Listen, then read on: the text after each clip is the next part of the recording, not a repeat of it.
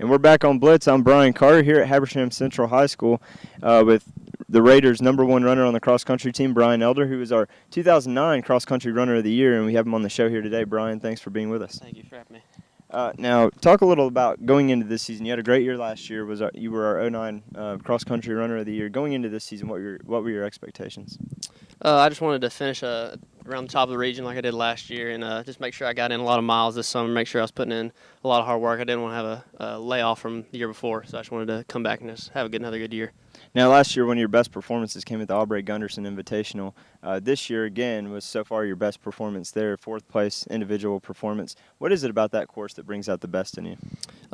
Most of the time I feel like I can do pretty well on the hills on the course, and I feel like I can pass a lot of people on those. A lot of people struggle with them. I feel like it's one of my strengths, and I guess just we've run there every year multiple times, so I just feel like the experience on it's helped me a lot.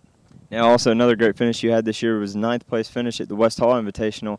When you're running meet to meet, what kind of goals do you put on yourself? Do you concentrate more on a finish that you want, or concentrate more on the time? It depends just from meet to meet. It depends on I look at the competition, see who we're going to run. Just I want to have realistic expectations depending on who we're racing and how good the teams are.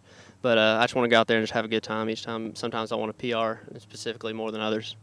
Now, so far this season, you've actually missed a few of the meets. Talk a little about what caused you to miss each one of those. The first one I was injured. I got injured the day before our first meet, and that was a little disappointing. But after then, our coach had just rested our varsity a lot more this year than last year because we died out a little towards the end of last year and didn't have disappointing meets, so wanted to be rested. Somehow the team was able to pick up the slack without you even in there. Second place, third place, 12th place so far were the finishes without you being in there. How happy were you to see them succeed and pick up the slack while you were unable to compete? Yeah, it's good to see our runners. I think don't have to have necessarily our #1 runner out there. So we have good runners and we have lots of depth, and we showed it throughout the past couple meets. So it's great to see.